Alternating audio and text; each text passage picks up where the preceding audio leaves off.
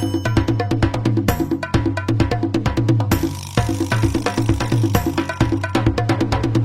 welcome to another episode of Family Run Stories.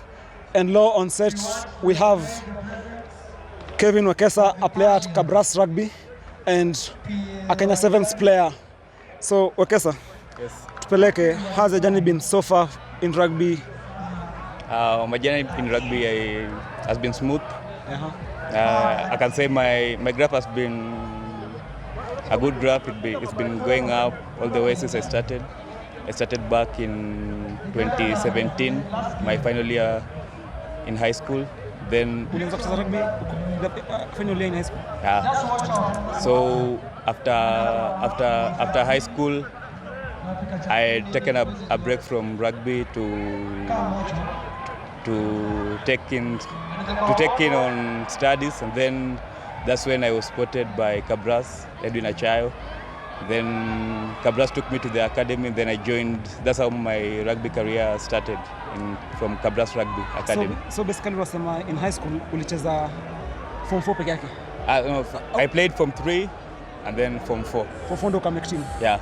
So basically your rugby journey seriously ilianza ukiwa form 4? Yes, seriously started when I was in form 4. Na in high school ulipata which accolades? Accolades? Like ulishinda, highlights zako za high school zilikuwa gani ukiwa high school? Our school was not that. It was a rugby school, yeah. But during our year we didn't do that much good. We reached our regionals. One accolade I can say I got from the school was being captaining my year, and yeah, just that. And the teammates who I got progressing to after high school, they have been there all through. That's what I can say I got from after high school. Okay. So kuendelea, so outside after high school ulisema Kabras waliku sport and then taking into the academy. So basically after high school uli move wapi? So after high school mi uishi Western in Bungoma. So I just relocated to Kakamega. And then Kabras provided everything, housing, rent, upkeep, where to train. That period as I nikingoja kuingia university. Kuingia campus. So that period I was just training with Kabras. By then it was still Henley Duplessis as coach. Then when I joined campus, now going to campus nikaitwa TUK. Kabras wakaniallow niendele nikuje shule, because they cater for the school also. Then I relocated to Nairobi. They pay for your fees and everything? Yeah, they pay for the fees and everything. So and just one part, so after high school, yes. Before Kabras wakuone, ulikuwa unacheza wapi? Before Kabras I played for Bungoma RFC, because it was my local club. Yeah, it's still my local club by the way, because I come from Bungoma. And that's where Kabras spotted you? Yeah, that's where Kabras spotted me. Yeah, and then now going into Kabras, how's the journey been? And when was the year that you joined Kabras? So I joined Kabras in April 2019. Yes. And at Kabras it's a professional setup. So going to Kabras, I just started from mainly basics, gym. I had never gone to the gym, like gymming. Then I met Richard, Coach Richie. Then he did my strength and conditioning. There was Achayo was dealing with the academy people, ESS. Yes. Then just slowly going through the ranks. Then I started to play in the Eric Shally Shield. Then we played in 2019. We won Mwamba Cup. We were unfortunate we didn't win the Eric Shally Shield. We also didn't win Kenya Cup. But after that, after winning Mwamba Cup is when I started being a core person in the team. And then just from your side, that time when you were being incorporated into Kabras. Yes. How many players were you? Were you the only guy or the other players? No. It's a chrome of many players, likes of Bryson Agesa, Valerian Tendwa, Bede Noda, Eugene Sifuna, Bariang. There are so many players. So when you join, there's just a pool of like your year. You have your year, like 2019 pool is here. You have your 2018 pool who joined in 2018, and then you just live together. Yeah, like that. So Preston Adaka is the number 13. Yeah, he's there. Yeah, he's there. He's currently number 13. He's actually traveling to South Africa. He's number 13 in Kabras and also I watched Simbas. his game and he was okay. He's a good prospect. Yeah. And then now coming back to you, so far with Kabras, Yes. what are your highlights with Kabras? How's it been? I think my highlights with Kabras is playing top-notch rugby. We've won with Kabras in the 15th league. We've won Mwamba Cup with Kabras. I've won Sisimka with Kabras. Yes. I've won Kenya Cup with Kabras. I've won Enterprise with Kabras. Kabras, like I think my teenagers. I think Kabras is the one who has been on the top-notch of everything.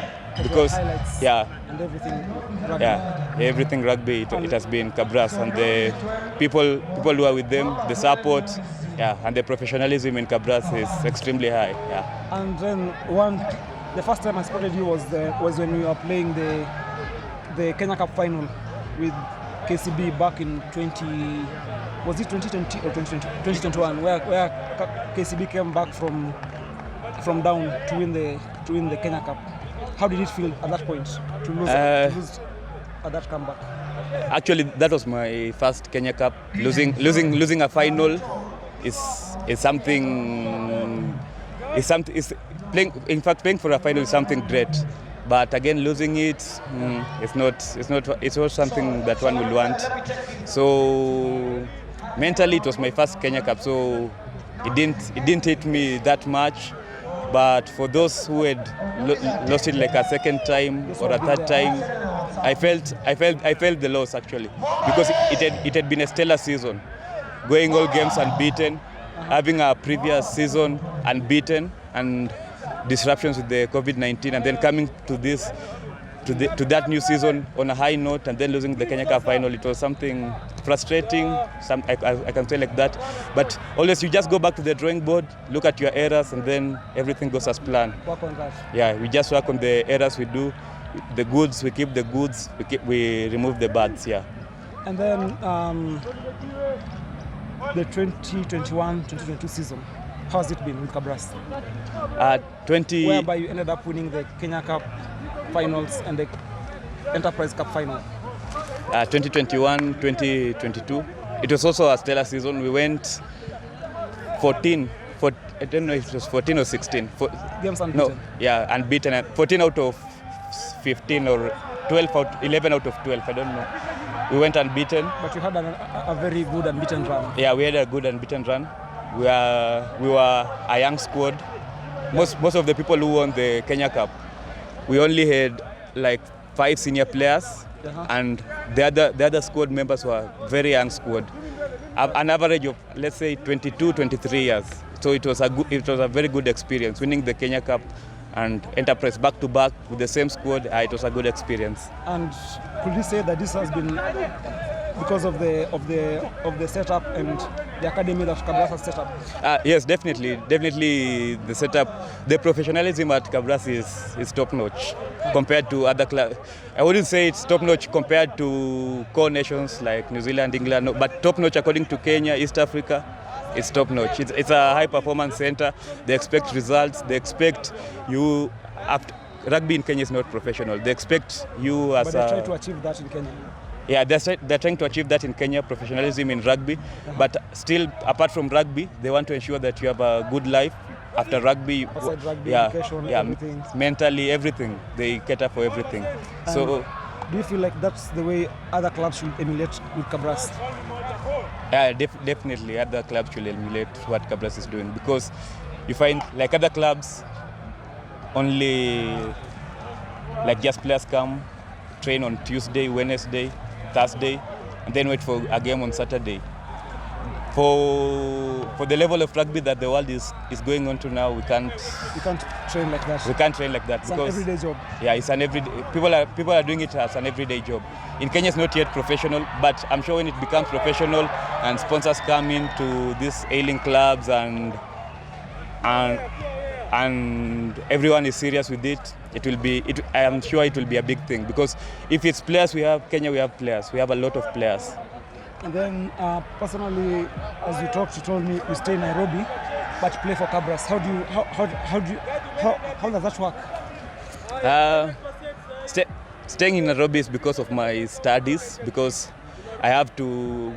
I'm a student at Technical University of Kenya, so because of my studies, I have to stay in Nairobi. I have to attend 75% of my classes, but also the same. I also have to attain some level of fitness. So, with the coordination of the club chairman and our SNC, Coach Richie, they set some standards which I have to attain.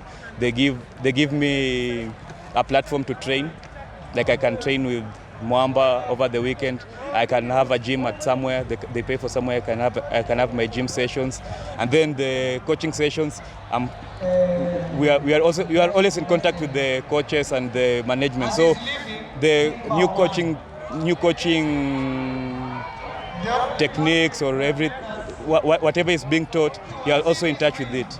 However, I think the greatest of it is during the off season. I'm always on long holiday, so I'm usually in Kakamega, and during the off season I'm with the team like full time. Yes. And now going into Kenya7s, how do you feel to be? How did the Kenya7s call up come? Kenya7s call up came in post-COVID in 2020. 2021 actually, 2021 after the finals in Nandi Bears, I got the Kenya7s call up. I was not that much into sevens, but I had played sevens for some time. But coming into Kenya7s, it was a good experience. Actually, you get to learn good stuff, new things. You get to meet new people. You get to be in an environment that everyone is a professional. Everyone is good in something. Yeah. So you're not the best. So it's a professional setup. It's a professional setup. With everyone players, is there. Yeah. Everything management. Yes. And how did it feel to be part of to receive that call up? First of all, it's a privilege playing for the national team, representing your country. It's just an honor playing for your country and representing it and being proud of it, and thinking that 40+ million people are watching you. They just want you to put the flag higher. Yeah, that's a good experience being in the national team. And did you see yourself ever playing for Kenya7s? When I started rugby, I just thought it was a fun game to play. But as you go on forward and you start to experience the good things with rugby, the cash starts to come in, the experience, you get to meet new people, and then you want to explore more about this rugby. So I think maybe after being in a professional setup sometime, I think Kenya7s was one of my goals I wanted to achieve. Okay. Yeah. And now as a Kenya7s player, how's your journey been with the Kenya7s so far?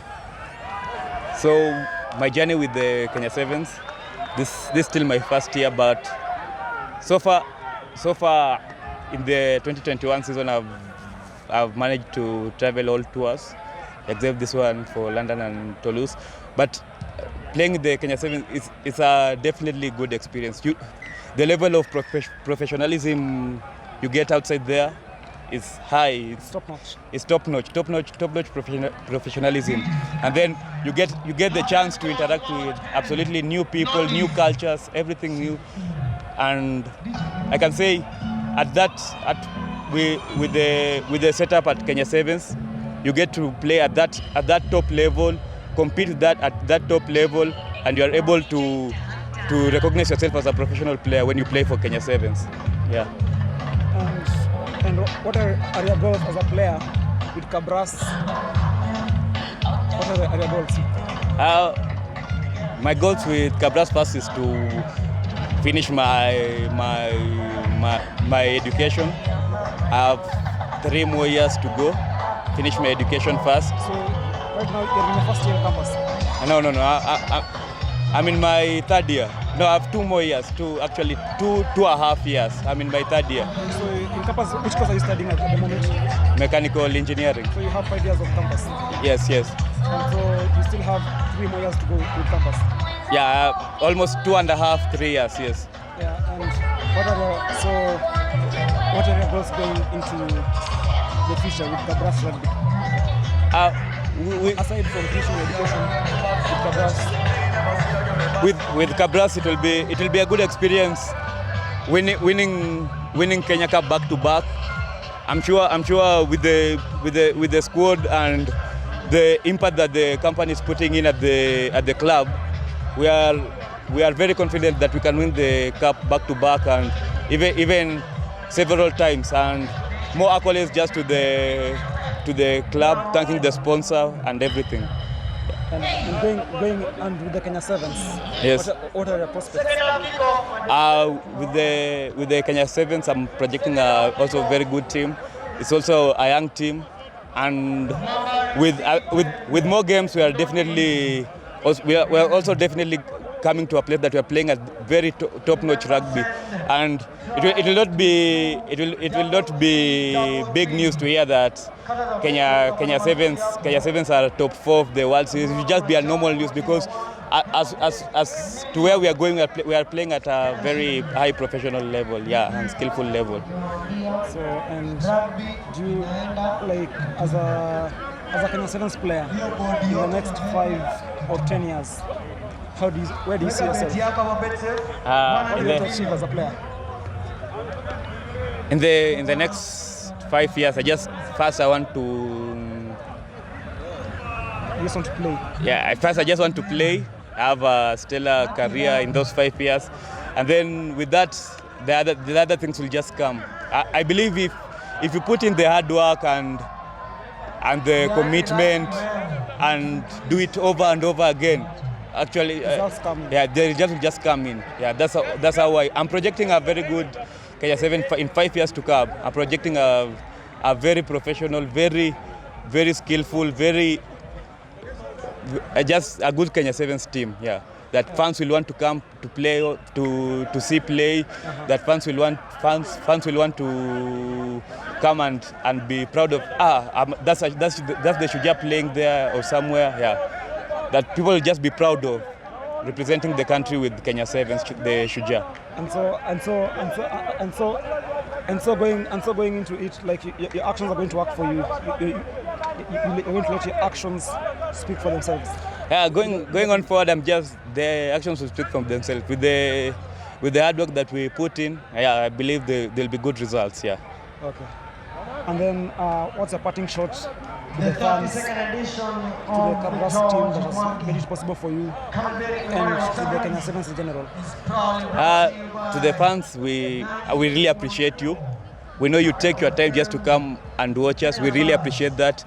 The support you give us, the ever fan that keeps seeing you losing, but still is with you. We want to thank you. We want to give all the thanks to you, and we appreciate you. We feel you, and however the results will just come in. Yeah, so they should always stick by you, and you really appreciate their I just appreciate the fans. Yeah. And to the Kabras rugby management? To the Kabras rugby management, it's been an honor through these years, and 2 more years. I expect the same will be as it has been in the previous year, and going on forward, I think Kabras will remain at the top of Kenya rugby for some good time. For a good time. Yeah, for a long time, not a good time. Given the structures. And the funding that goes into the rugby. Yeah. And if more clubs emulate that, Kenya will definitely be a core team. Both 15s, both 7s. It will definitely be a core team in 15s and 7s. Yeah. And to the Kenya7s teammates and management. At the Kenya7s teammates, I just want to appreciate the support they give me, the encouragement they give you every day. You fail, and then they come. They're there for you. They give you motivational. Yeah, I just appreciate them. They usually have your back. Yeah, they have my back everywhere. Whether I'm doing bad or I'm doing good, they're always there. Yes. Okay. Thank you so much, Kevin Wekesa, Yes. for taking your time off Kabeberi 7s to be part of this interview with 1 Stories. Yeah. We look forward to covering your journey Yes. through this rugby. Probably we'll be covering your journey 10 years from today, Yeah. 5 years from today, and we'll be speaking of a different story and looking back to how far you've come as a player and as a sportsman. Thank you so much, and really appreciate your effort to be part of this interview. Okay. Thank you. Cheers.